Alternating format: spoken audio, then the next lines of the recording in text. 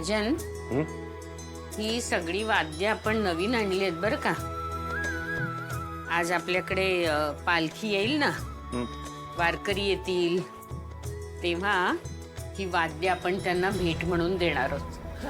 आपल्याकडून एक छोटीशी भेट. वाय, खरंच छान. वारकऱ्यांना फराळ तर सगळेच देत असतील, पण फराळांसोबत वाद्यांच्या रूपाने अभंग आणि कीर्तन म्हणण्यासाठी एक ऊर्जा आपण त्यांना देतोय. ही कल्पनाच खूप छान आहे आई, तुझ्या मनात आलेली. खरंच मला खूप आवडली.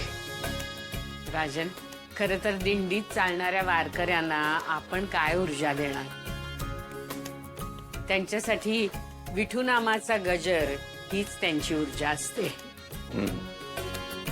फक्त आपल्या हातून त्यांची थोडीशी सेवा व्हावी म्हणून आपण धडपडत असतो, एवढंच.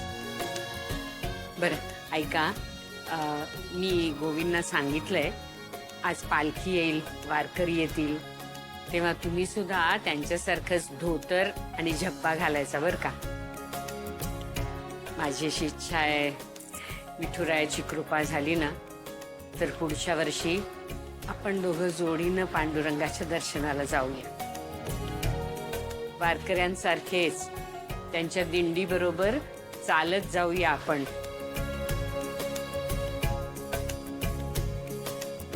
नमस्कार सर, तुमच्या अकॅडमीमध्ये कबड्डी कोचसाठी जागा रिकामी असं समजलं. हो बरोबर. तुम्ही इंटरव्ह्यूसाठी आलात का? होय. बसा. नाव काय तुमचं? कमळी मोहिते. शिक्षण?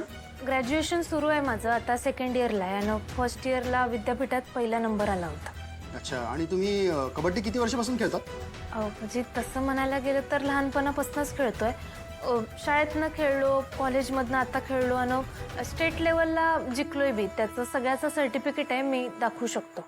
हो ॲक्च्युली ती लागतीलच. ए गप्पा बसा रे. या मुलांमध्ये ना शिस्त नावाचा प्रकारच नाहीये. ए एकदा सांगितलेलं कळत नाही का तुम्हाला? गप्पा बसा.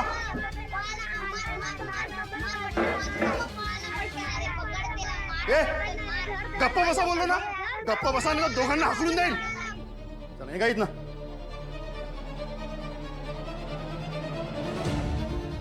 सॉरी. ॲक्च्युली आम्ही स्लम एरियातले जे गरीब मुलं असतात ना त्यांना कमी पैशांमध्ये कबड्डी शिकवतो. पण तुम्ही बघतातच त्यांना या गोष्टीची काही किंमत तरी आहे का? एकामध्ये शिस्त नाहीये, सगळे बेशिस्त आहे. रोजची भांडणं, मारामारी. तुम्हाला यांना ट्रेन करायचंय, ती तुमची जबाबदारी.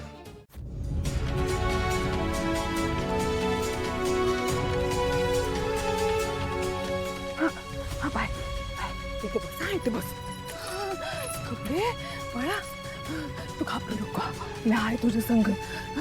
बस खाली बस. नाही नाही बाय, बाय लागलं का ग तुला? मगाची पडली ना तू, लागलं का ग? बाय माझे, आता घाबरू नको माझं पिलू. कोण आहे तू?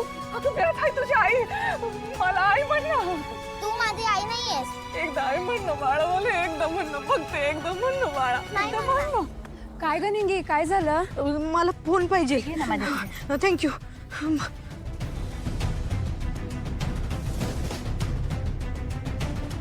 हॅलो ऋषी सर, मी निंगी बोलतोय. इंगी, काय काय झालं का? तू रडतीस का? ऋषी सर, अहो मी सरू काकीला अंगणात घेऊन आलतो.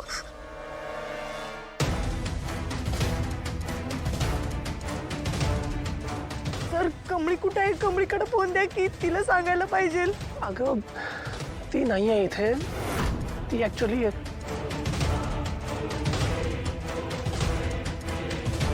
तू असं कर, तू तिथे पोच, मी पण पोचतो.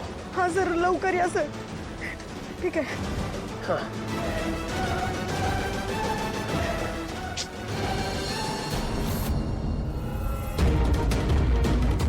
सिरियसली रोहित? कधी? तुला कधी कळतील या सगळ्या गोष्टी? मी तुला काय सांगितलं होतं? ही गोष्ट तिला कळता कामा नये. काय वाटेल तिला? स्वतःच्या मुलाला घरी परत आणायला तिने त्या कमळीला घरी आणली. तिला हे कळलं तर किती टोमणे मारेल ती बाई मला. कमाल आहे तुझी. कधी हे सगळं संपणार आहे, कधी ही पनवती टळणार आहे ना, काही कळत नाही मला. आई, ती पनवती ऑलरेडी आपल्या घरातून गेली. What? तुला माहिती नाही मी काय केलं. मगाशी मी बाहेर गेलो होतो तेव्हा ती वेडीबाई तिथेच फुलं वेचत उभी होती.